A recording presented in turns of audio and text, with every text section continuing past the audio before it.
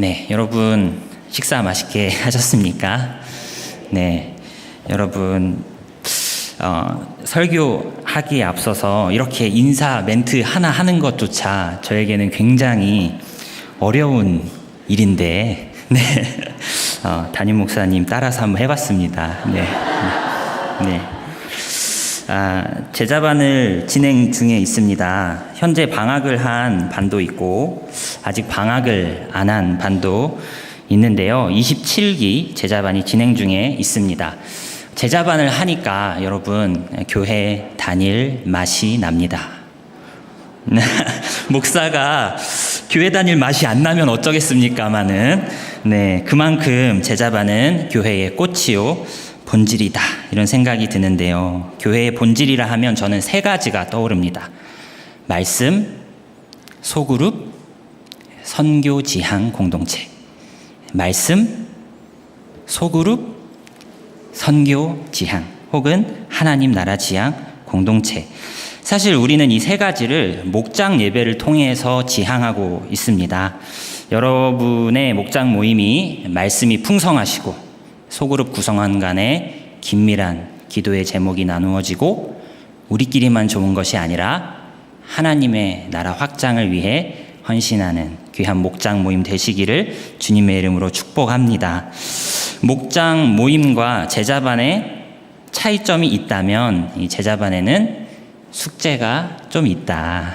네, 숙제가 뭐가 있는가 이렇게 몇 가지만 꼽아보면 이제 큐티, 그리고 교재 예습, 그리고 암송 구절, 그리고 책 읽기가 있습니다. 그 중에서도 제자반은 이제 독서 모임이 아닌가 싶을 정도로 거의 한 주에 한 권씩 책을 읽고 있는데요. 지난 26기 제자반보다 읽어야 되는 책의 양이 늘었습니다. 네, 저랑 이제 송덕영 목사님이 2년 연속 제자반을 진행해 오면서 이 교재가 갖고 있는, 또한 옥하는 목사님이 쓰신 또 이 교재가 추천하는 과제 도서를 무조건 채택하는 것이 아니라 이보다 더 최신의, 이보다 더 성도님들의 신앙생활에 호소력 있는 그러한 책은 없을까 서로 고민하고 조사하고 의논하고 해서 과제 도서 리스트들을 거의 작년 대비 40%를 수정하고 거의 읽어야 되는 책의 양도 늘어버렸어요. 네, 그래서 거의 한 주에 한 권씩 읽게 되는데 덕분에 저도 검증된 좋은 책은 여러 번 읽게 되고 새로 업데이트된 귀한 신작 도서들은 또 착실하게 읽어가는 과정 중에 있습니다. 이번에 이제 성령이라는 주제를 다루면서 이제 새롭게 엄선한 책 중에 일그러진 성령의 얼굴이라는 박영돈 목사님이 쓰신 책이 있었습니다.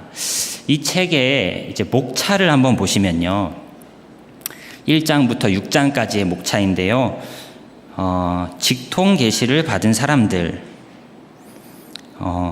금리 소동, 성행하는 치유 집회, 왜 많은 사람들은 고침을 받지 못하는가, 고쳐주시지 않는 신비, 방언, 성령의 불세례, 오순절로 돌아가는 길 등의 여러분 굉장히 자극적이고 흥미로운 주제를 다루고 있는 책이라 할 수 있습니다. 이 책의 저자이신 박영돈 교수님은 고신대학교의 교의학 교수님이시고 이제 조직신학 교수님이시거든요. 이분은 어떤 상황 속에서도 이제 자신의 의견을 솔직하게 이제 피력하시는 분으로 좀 유명합니다. 제자들이 책을 내서 교수님께 서평을 써달라고 가져와도 쉽게 써주지 않는 교수님으로 유명하십니다. 이분의 눈에 비친 성령 사역들은 어떻게 보일까? 저는 교수님의 책을 읽어가면서 소위 이제 균형 잡힌 성령론에 대해 생각해 보게 되었습니다. 방언을 어떻게 하는 것이 바른 것인가? 치유 사역을 어떻게 하는 것이 바른 것인가? 한쪽을 아예 부정하는 것이 아니라 어떻게 하면 성경적인 관점에서 균형 잡힌 건강한 방언과 치유 사역 등을 행할 수 있는지 돌아보게 되었습니다. 처음에는 참 황당한 사람들이다 라는 생각을 하였지만 계속 읽어가면서 그 사람들의 심리 이면에 나와 같은 심리가 있구나 라는 생각을 하기도 하였습니다. 또한 성령의 역사는 여러분 기적적인 것만 있는 게 아니라 말씀을 깨닫게 하시는 성령의 능력, 말씀대로 순종케 하시는 성령의 능력, 십자가를 지게 하시는 성령의 충만도 있죠. 그렇지만 우리는 성령 충만하면 대부분 보통 뭘 기대합니까? 주님 성령 충만하여 이 문제가 해결될지어다 이렇게 하는데, 우리는 제 이면에도 그러한 능력의 기적의 성령 충만을 원하는 심리가 있더라고요. 또한 사역자들 역시 말씀으로 성도들을 변화시키기보다 십자가의 길을 걷기보다 드라마틱하고 사람들의 이목을 끌만한 그러한 사역을 하는 것에 현혹되어서 말씀 사역의 길을 소홀히 하고 있는 것은 아닌가 돌아보게 되었습니다. 이 저자는 자신의 주장을 강화하기 위해서 열왕기상 19장에 호렙산에 간 엘리야 이야기를 들려주면서 왜 하나님께서 바람과 지진과 불 가운데에서는 말씀하지 않으시고 그 후에 세미한 음성으로 말씀하셨는지 우리에게 질문을 던집니다. 저자는 이 대목을 설명하면서 이제 화려한 성령 사역도 있지만 잔잔한 말씀 사역도 있다, 이렇게 연결을 하기도 합니다. 과연 이 해석이 그러한가? 저는 직접 열왕기상 19장 본문을 들여다보고 싶은 생각이 들었습니다. 이 시간 함께 열왕기상 19장, 오늘은 9절에서 12절 읽었는데요. 원래는 1절에서 18절까지의 본문 함께 살펴보았으면 좋겠습니다. 1절과 2절 우리 먼저 한번 합독해 주시겠습니까? 아합이 시작. 아합이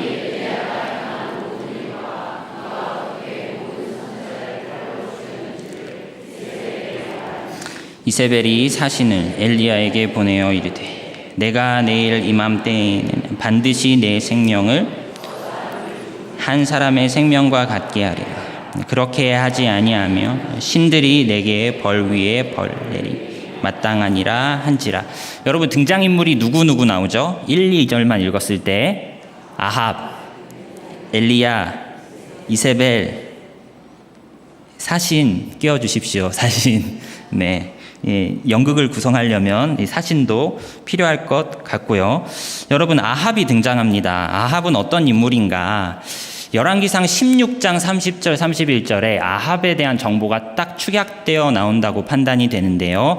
제가 한번 읽어보겠습니다. 오므리의 아들 아합이 그의 이전의 모든 사람보다 여호와 보시기에 악을 더욱 행하여 느밧의 아들 여로보암의 죄를 따라 행하는 것을 오히려 가볍게 여기며 시돈 사람의 왕 엣바알의 딸 이세벨을 아내로 삼고 가서 바알을 섬겨 예배하고. 아합의 죄를 설명하면서 여로보암의 죄가 언급되죠. 여러분 여로보암은 어떤 인물이죠? 네, 솔로몬 통치 이후에 북이스라엘과 남유다로 갈라질 때 북이스라엘의 첫 왕이 여로보암이었습니다. 솔로몬이 이방 여인들과 많이 결혼도 하고 그 집도 건축도 많이 벌였기 때문에 백성들에게 이 노동량이 엄청나게 증가했습니다. 이것을 좀 줄여달라고 솔로몬 사후에 왕이 된 르호보암을 찾아가서 노동량을 좀 줄여주십시오라고 하니까 이 르호보암이 백성들에게, 여로보암을 위시한 이 백성들에게 뭐라고 말을 하죠? 우리 아버지 허리보다 내 새끼손가락이 더 굵어, 막 이런 얘기를 하면서 나는 너희를 더 엄하게 다스릴 거다라고 하니까 백성들의 마음이 다윗의 집안에서 떠나게 됩니다. 그리하여서 이스라엘의 12지파 중 10지파가 여로보암을 왕으로 위시하여 북이스라엘이라는 나라가 탄생되죠. 여로보암이 이제 10지파를 소유하여 다스리면서 한 가지 고민이 생기는데, 그것은 사람들이 해마다 남유다가 속한 예루살렘 성전으로 가서 예배를 드리더라라는 것이죠. 이 사람들이 계속 해마다 성전을 찾아가 예배를 드리다 보면 마음이 나에게서 떠나겠거니 불안을 느끼고 베델과 단에 금송아지 한 마리를 세워놓고 너희 예루살렘 갈 것 없다, 여기에서 예배 드려라, 이걸로 나라 전체가 우상숭배에 빠지는 일이 벌어지게 되는 것이죠. 이 여로보암의 죄를 여로보암 이후에 모든 북이스라엘 왕들이 해마다 왕이 되는 자마다 그대로 따라가고 있었는데, 아합은 이것도 모자라서 엣바알의 딸 이세벨과 결혼하여, 이세벨은 거의 바알의 여자 선지자입니다. 엣바알의 딸 이세벨과 결혼하여 바알 숭배 정책을 이 나라에 공식적으로 본격적으로 도입하여서 하나님의 큰 진노를 산 왕이었던 것이죠. 이세벨, 어떤 여인이라고요? 바알의 여선지자라 할 수 있는 인물로 아합의 아내, 이스라엘의 여왕이었습니다. 이세벨은 꿈이 있었던 것 같아요. 단순히 여호와도 섬기고 바알도 섬기는 거에 만족하지 않고 여호와의 선지자를 잡아 죽입니다. 그리하여 이스라엘은 바알의 나라가 될 것이다 라는 꿈이 있는 그런 여인이었던 것으로 보입니다. 이에 하나님은 엘리야를 통해서 바알의 주 종목이라 할 수 있는, 여러분 바알의 특징은요, 번개입니다. 번개가 땅 치면 불도 내릴 수 있지만 비도 내릴 수 있거든요. 엘리야가 아합을 찾아가 이렇게 말을 하죠. 내 말이 있기 전에는 비도 이슬도 있지 않을 것입니다 라고 말을 하면서 3년 6개월 동안 가뭄이 시작됩니다. 3년 6개월 만에 하나님은 엘리야를 통해 아합 앞에 자신을 너를 보여라 라고 하셔서 엘리야가 아합을 만나러 가는 그 중간에 오바댜라는 인물을 만납니다. 오바댜라는 인물 어떤 인물인지 엘리야 이야기를 좀 들여다보는 데 있어서 조금 좀 암시가 되는 인물이라고 할 수 있는데요. 18장 2절, 3절, 4절 우리 한번 같이 읽어주시겠습니까? 엘리야가 시작. 엘리야가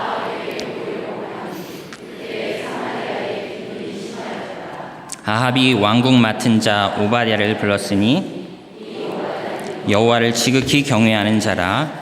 이세벨이 여호와의 선지자들을 멸할 때에 100명을 가지고 50명씩 굴에 숨기고 떡과 물을 먹였더라. 여러분, 이 장면을 보시면 이세벨이 엄청 무섭구나, 도가 지나치구나 라는 장면과 오바댜가 대단한 인물이구나, 목숨을 걸고 하나님의 선지자들을 보호할 만큼 대단한 사람이구나 라는 두 가지 정보를 얻을 수 있습니다. 여러분, 엘리야는 어떤 인물입니까? 엘리야는 디셉 출신 사람으로, 디셉이 도대체 어딘가 성경학자들이 잘 못 찾아요. 그만큼 작은 지역이었기 때문이죠. 작은 지역 출신의 사람으로 바알 선지자들을 모두 처단하기까지 아주 크게 쓰임을 받는 인물이었습니다. 그리고 구약의 마지막 책 말라기에서는 엘리야급의 선지자가 등장하여서 아버지와 아들의 관계를 화해시킬 거다라고 언급될 만큼 후대의 사람들에게도 아주 훌륭한 선지자로 기억되는 인물이 엘리야이죠. 여러분, 신약에서도 엘리야가 종종 이름이 언급이 되는데요. 특별히 여러분, 변화산, 예수님의 용모가 변화했던 그 변화산에 예수님이 누구와 누구를 만나시죠? 모세와 엘리야. 엘리야가 모세급인가 보다, 뭐 이렇게 생각이 들기도 합니다. 여러분, 모세는 선지자 중에 선지자예요. 모세는 율법을 받아서 남겼잖아요. 후대의 모든 예언자들은 율법을 바탕으로 복도 예언하고 저주도 예언합니다. 거의 예언자들의 교과서를 남긴 그런 인물로 여겨질 만한 사람이 바로 모세인 것이죠. 엘리야는 이 기록물을 남긴 선지자는 아니지만 우상 숭배자들을 처단하는 데 있어서 굉장히 드라마틱한 사역을 감당한 인물이 엘리야인데요. 이 둘의 공통점이 있대요. 엘리야와 모세와 엘리야의 공통점. 둘 다 무덤이 어딘지 모른다. 여러분, 엘리야는 어떻게 죽었죠? 잘 죽었죠? 네. 엘리야는 승천합니다. 모세는 죽었는데, 산에서 죽었는데 후대에 그 무덤이 어딘지 발견되지 못해서 모세가 과연 잘 그렇게 죽었을까? 그러니까 어떤 공통점이 있는가? 이 땅에 시체가 남아있지 않다라는 공통점이 있습니다.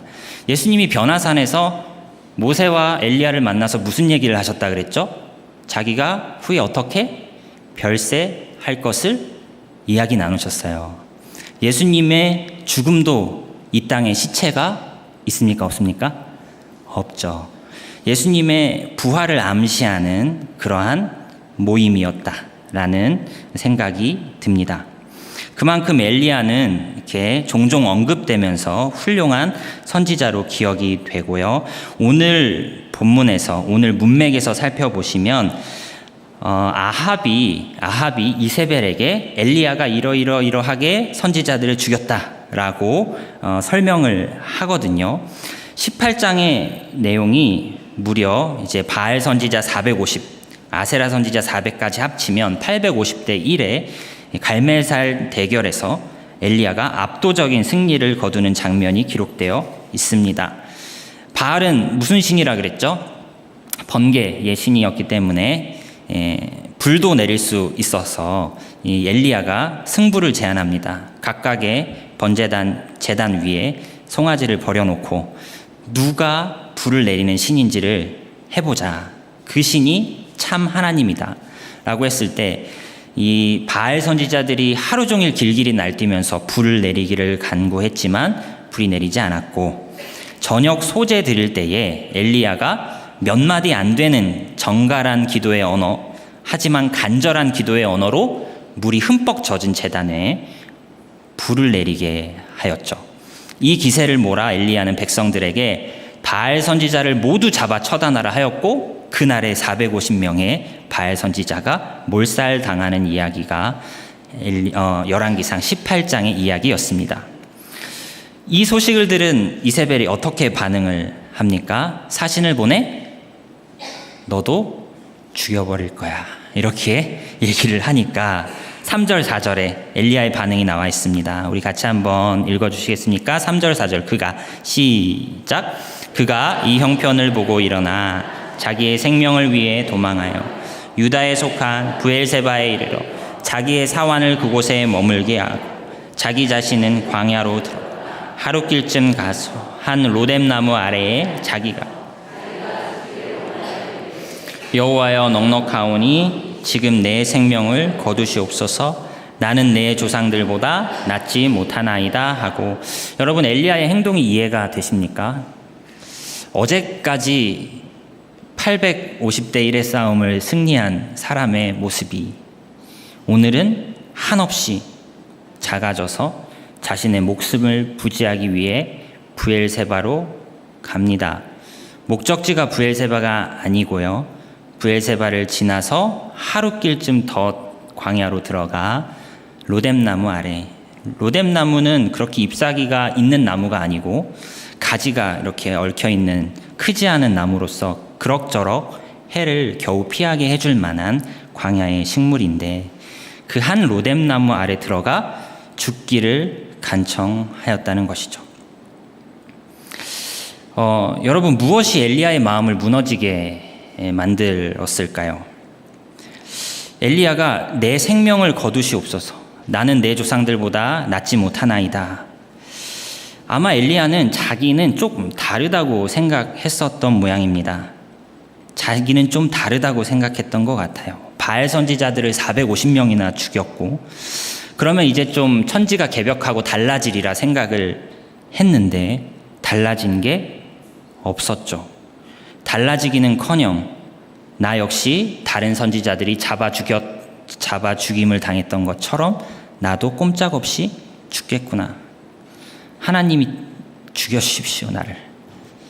나는 이제 우상 숭배자들의 손에 죽지 않고 차라리 하나님이 날 죽여주십시오. 그리고서는 부엘세바에서 사환을 남겨두고 하룻길쯤 더 들어갔다고 하였습니다. 여러분, 단에서 부엘세바, 이스라엘의 전 지역을 이르는 이제 제휴법 같은 것이거든요. 우리는 보통 한반도를 한라에서 백두까지, 이스라엘은 단에서 부엘세바까지. 부엘세바는 남쪽의 경계선에 있는 어떤 도시, 대표적인 도시라고 할 수 있는데, 엘리야는 국경을 벗어나고 있었던 겁니다. 이 지역을 떠나고 있었던 것이죠. 그리고 사환을 남겨두고 달려 광야로 들어가는 엘리야의 모습 속에서 아브라함이 자기 사환을 남겨두고 모리아 산을 향했던 그 쓸쓸한 모습도 기억이 납니다. 엘리야가 꼭 죽고 싶은 심경이었을 것으로 보입니다. 어느새 로뎀나무 아래 잠든 엘리야에게 천사가 나타납니다. 누워 자던 엘리야, 천사가 어루만지며 깨웁니다. 그리고 일어나서 먹으라 하지요. 5절, 6절, 7절 우리 같이 한번 합독해 주시겠습니까? 로뎀나무 아래 시작. 로뎀나무 아래에 누워 자더니 천사가 그를 어루만지며 그에게 이르되 본즉 머리맡에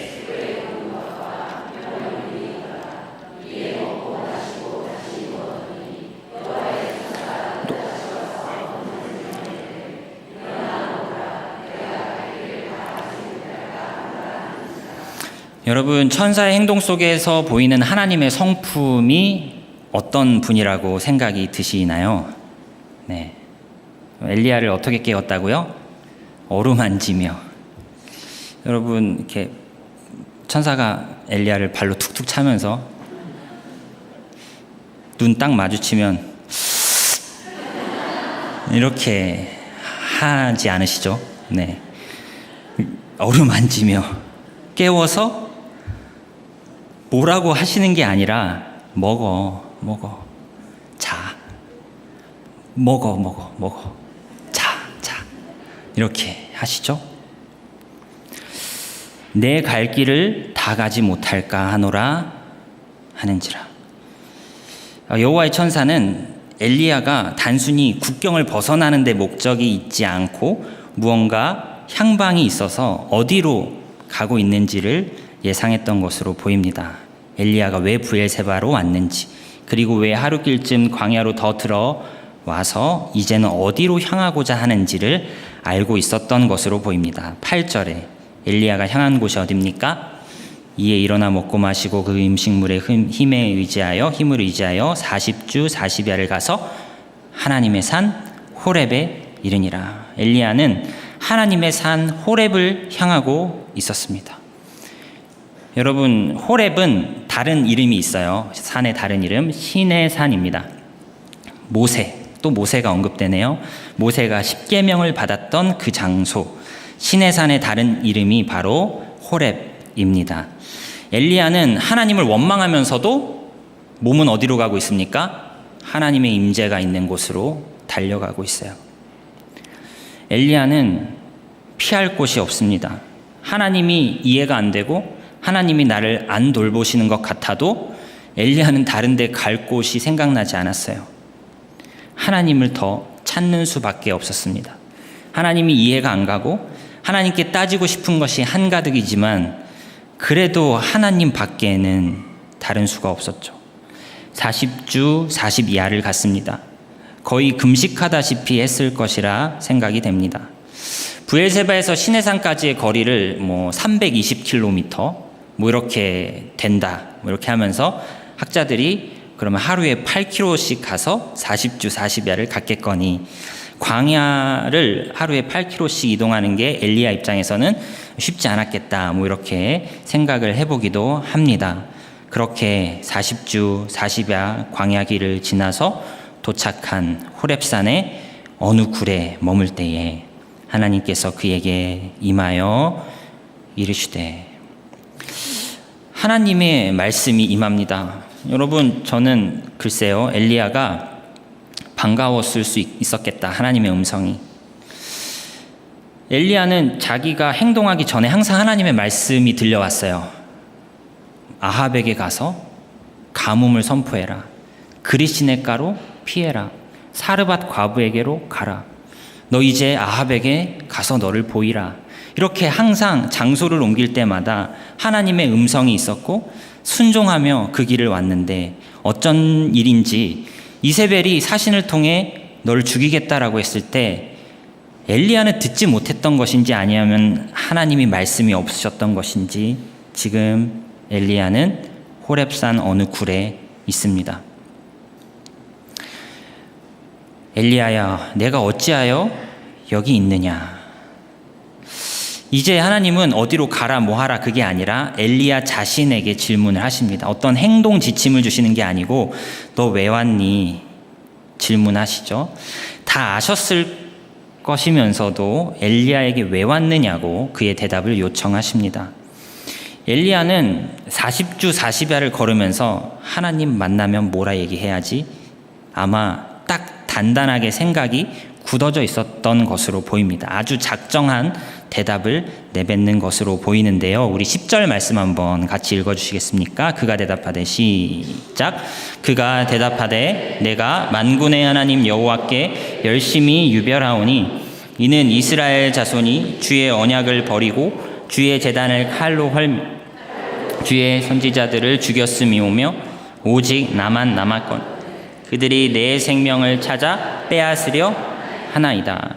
여러분, 제가 엘리야 이 대답이 40주 40야를 걸으면서 다듬고 하나님 나한테 묻기만 해봐라, 내가 이러 하니까 왔죠 라고 말하려고 했을 거다라고 묵상한 이유가 10절과 14절에 엘리야의 대답이 토시 하나 안 틀리고 똑같아요.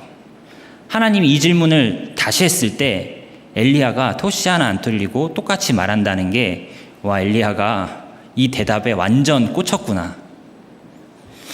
여러분, 과거에는, 오늘날에는 컴퓨터로 이제 복붙 아시죠? 이제 복사 붙여넣기 쉽지만 두루마기에 붓으로 쓰는 저자는 여러분 한자 한자 정성을 기울였을 텐데 똑같은 말을 똑같이 쓰고 있습니다. 하나님께 엘리야가 얼마나 벼르고 있었나 이런 생각이 든다는 것이죠. 그러면서 뭐라고 말합니까? 내가 만군의 하나님 여호와께 뭐가 유별하대요? 열심히 유별하오니. 누구보다 내가 열심히 유별했다라고 말하고 있는 것일까요? 일단 뭐 다른 주의 선지자들보다 내가 좀 열심히 유별했다라고 말하고 있는 것일까? 그럴 수 있습니다. 다른 주의 선지자들은 하지 못한 일을 이루어내었으니까요. 하지만 결과는 무엇입니까? 다른 선지자들과 다름없이 너도 죽는 거야. 뭐 이렇게 느꼈던 것이 엘리야의 심경이었을 것입니다. 하지만 이 열심히 유별하다라는 말을 이렇게 묵상을 할 수도 있습니다. 다른 선지자들이 하나하나 다 죽어나갈 때 하나님 뭐 하셨습니까? 이제 내 차례예요. 하나님 뭐 하셨습니까? 내가 참 열심히 유별나죠? 주님은 가만히 있는데.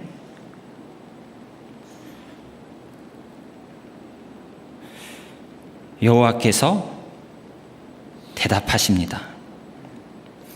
11절 12절 여호와께서 이르시되 너는 나가서 여호와 앞에서 산에 서라 하시더니 여호와께서 지나가시는데 여호와 앞에 크고 강한 바람이 산을 가르고 바위를 부수나 바람 가운데 여호와께서 계시지 아니하며 바람 후에 지진이 있으나 지진 가운데에도 여호와께서 계시지 아니하며 또 지진 후에 불이 있으나 불 가운데에도 여호와께서 계시지 아니하더니 불 후에 세미한 소리가 있는지라.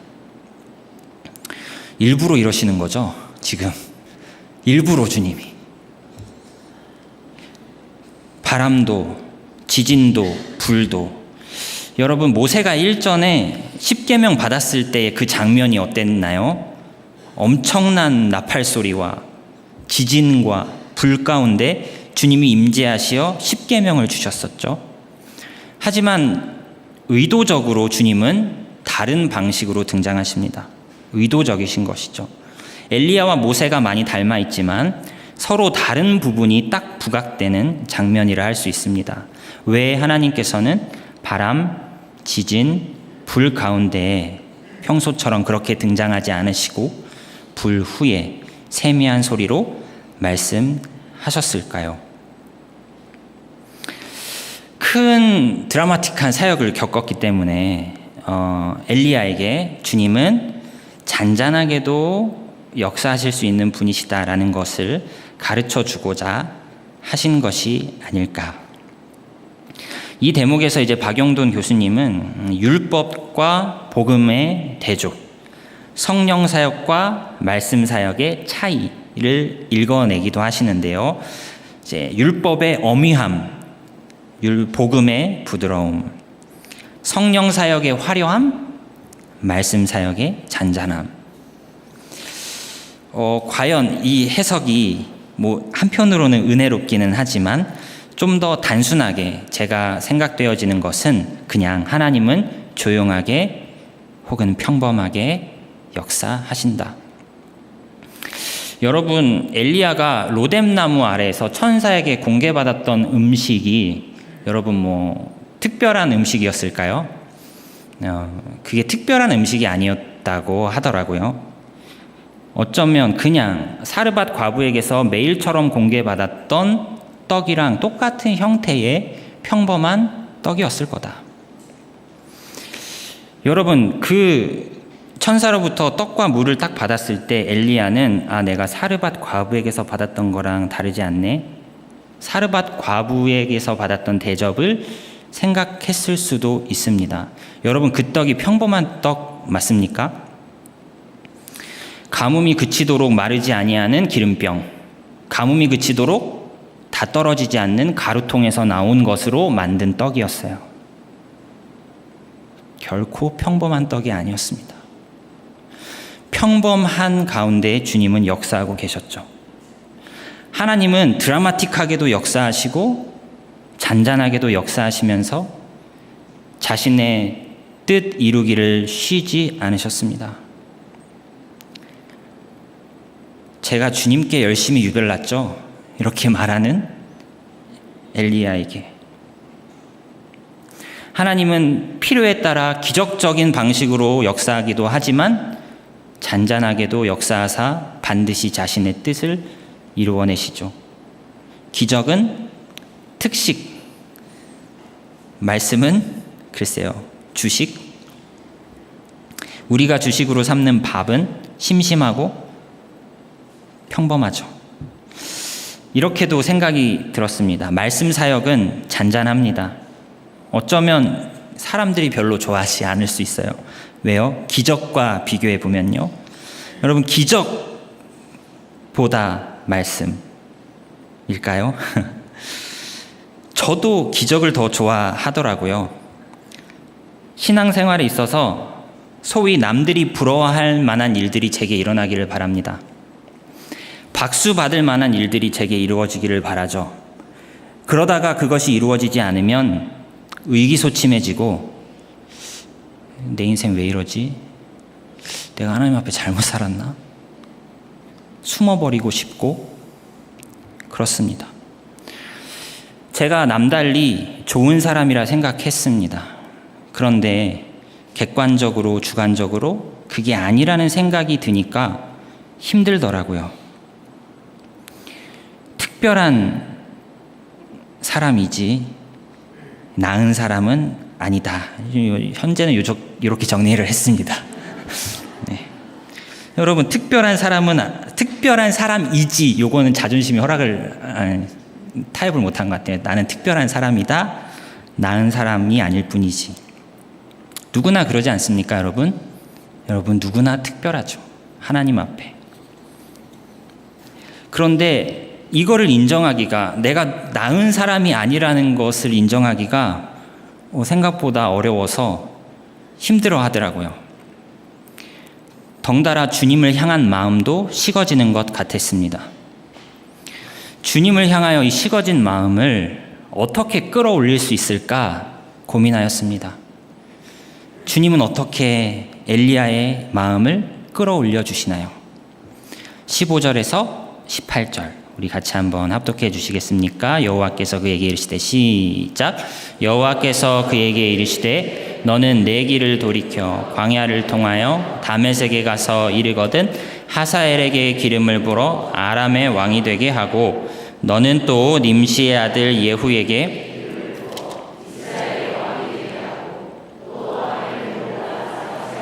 엘리사에게 기름을 부어 너를 대신하여 선지자가 되게 하라. 하사엘의 칼을 피하는 자를 예후가 죽일 것이요 예후의 칼을 피하는 자를 엘리사가 죽이리라. 그러나 내가 이스라엘 가운데에 7,000명을 남기리니 다 바알에게 무릎을 꿇지 아니하고 다 바알에게 입맞추지 아니한 자니라. 여러분, 하나님의 위로 방식을 주목해 보시기 바랍니다. 왜 너 얼마나 잘했는데 이러시나요? 이거 아니에요. 다른 사람을 돌아보게 하십니다.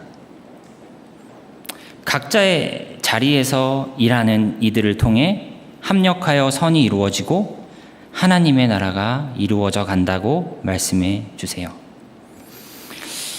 나를 빼놓으시다니 서운하네요가 아니라 이게 은근히 위로가 됩니다. 하나님은 엘리야에게 하사엘, 또 누구요? 예후, 그리고 엘리사. 하사엘의 칼을 피하는 자는 예후가 처단하고 예후의 칼을 피하는 자는 엘리사가 처단할 것이다. 뭐 3중 필터를 탁 예비해 주시고 앞으로의 역사는 이렇게 될 거야. 여러분, 이 장면이요, 굉장히 특별한 장면이래요. 보통 고대의 신들은 그 인간의 그 인간의 복을 빌어주는 정도의 신들을 숭배한대요. 그러니까 하나님 나에게 뭘 해줄 건가. 그래서 고대 근동의 다른 신들은 하나님이 이 왕을 어떻게 축복했다, 이 정도의 기사이지 성경에 나온 하나님의 모습은 앞으로 내가 역사를 어떻게 이끌어가겠다 이렇게 말하는 신은 없다는 거죠. 단순히 엘리야의 행복한 미래를 약속해 준다라는 식으로 말씀하지 않으시고 하나님의 나라가 너 이후에도 계속하여 이루어질 거야. 그리고 너는 혼자라니. 여러분, 오바댜 몇 명 살렸어요? 100명. 그리고 바알에게 무릎 꿇지 아니한 7,000명. 하나님의 나라는 합력이라는 방식으로 이루어질 것입니다. 너 혼자가 아니라. 여러분, 이게 위로인가요? 여러분, 하나님의 나라가 이루어진다는 사실에 위로가 되셨으면 좋겠습니다. 내 인생이 어떻게 되느냐가 초점이 아니라 주님의 뜻이 이루어지느냐가 초점이어야죠. 여러분, 자기 연민은 죄의 또 다른 모습입니다. 자기 연민은 죄의 또 다른 모습이에요. 자기 중심성을 벗어나 하나님의 나라를 바라보십시오. 주님의 뜻과 내 뜻이 너무 따로 놀아서 하나님의 나라가 바라봐지지 않고 그 나라가 성취된다는 것이 나에게 무슨 상관이냐, 하나님의 나라 성취가 나에게 무슨 위로냐, 이런 생각이 드시거든 말씀으로 돌아오십시오. 여러분의 입맛이 너무 인스턴트에 길들어지셨어요. 건강식, 하나님의 나라가 이루어지는 것이 나의 목표죠. 구약과 신약의 파란만장한 이야기 속에 자신의 이야기를 집어넣으십시오. 하나님의 나라가 성취된다는 그림에 내 인생이 작은 퍼즐 한 조각으로 끼워 맞춰진다는 것을 기억하십시오. 다시 말씀으로 돌아가시기를 바랍니다. 나는 하나님 나라를 이루어가는 것에 있어 작은 퍼즐 조각이라 하였습니다. 내 혼자만의 힘으로 이루어지는 것이 아니에요. 나와 다른 생김새의 조각들과 끼워 맞춰져서 완전한 작품으로 완성되어지는 것이 하나님의 나라이죠. 하나님께서 주신 위로를 두 가지로 정리해 보겠습니다. 하나님에 대한 마음이 식어질 때, 첫 번째, 하나님의 나라를 바라보십시오. 하나님의 나라가 잘 바라봐지지 않으시거든 말씀을 붙잡으십시오. 하나님에 대한 마음이 식어질 때 두 번째, 공동체 사람들을 귀히 여기시기를 바랍니다. 하나님 나라를 이루어 갈 사람들로 바라보시기를 바랍니다. 말씀을 정리하겠습니다. 주님은 바람, 지진, 불 가운데 계시지 않으셨습니다. 불 후에 세미한 소리로 말씀해 주셨죠. 불같이 사역한 후에 여러분의 초점은 어디에 있습니까? 나에게 맞춰져 있습니까? 하나님 나라의 성취에 맞춰져 있습니까? 여러분의 인생의 초점은 어디에 맞춰져 있습니까? 드라마틱한 것보다 잔잔한 것은 매력이 없어 보일 수 있습니다. 하지만 그렇다고 하나님의 역사가 중단된 것은 아니죠. 주님은 누구보다 쉬지 않고 일하고 계십니다. 평범함 속에 깃든 주님의 놀라운 은혜와 능력을 기억하시기 바랍니다. 사람을 변화시키는 거는요, 450명 때려 죽이면 우와 아니라 이런 얘기를 하시더라고요. 말씀이 사람을 변화시킨다. 기적이 사람을 변화시키는 것이 아니라 말씀이 사람을 변화시킨다. 필요해서 기적을 사용하시기도 하지만 결국 그 사람의 신앙이 깨달음을 얻고 성장을 이루어가는 데에는 성령이 말씀을 깨닫게 하시고 성령이 말씀에 순종케 하셔서 그 사람을 성화시키는 것이지. 여러분, 성화의 수단은 기적입니까? 말씀입니까? 말씀이죠. 기적은 옵션, 말씀은 필수. 네.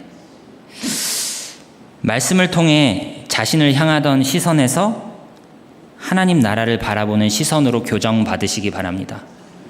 하나님 나라의 성취에 있어서 나는 작은 조각이다. 나와 다른 조각들과 연합하여 이루어지는 하나님의 나라를 바라보시기를 바랍니다.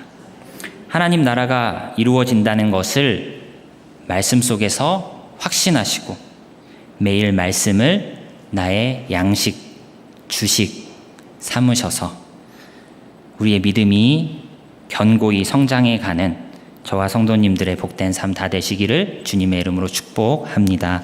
기도하겠습니다. 살아계신 하나님, 기적보다 말씀입니다.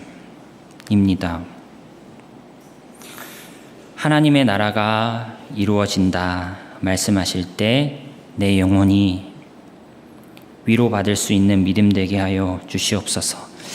참으로 내 중심적인 신앙에 매몰되어서 하나님의 말씀이 더 이상 나의 삶의 위로, 소망 되지 않을 만큼 많이 나약해져 있습니다. 말씀으로 돌아가게 하여 주시고 말씀에서 펼쳐지는 하나님의 나라 이야기가 나의 인생 속에서 나의 인생을 뒤덮어 이루어지고 있음을 보게 하여 주시옵소서. 우리의 연약한 믿음이 풍성한 하나님의 나라 이야기에 합쳐져서 주님을 기대하고 여전히 누구보다 열심히 일하시는 하나님을 기억하고 찬양하는 저희들의 인생 될 수 있도록 주님 인도하여 주옵소서. 감사드리며 예수님의 이름으로 기도드립니다. 아멘.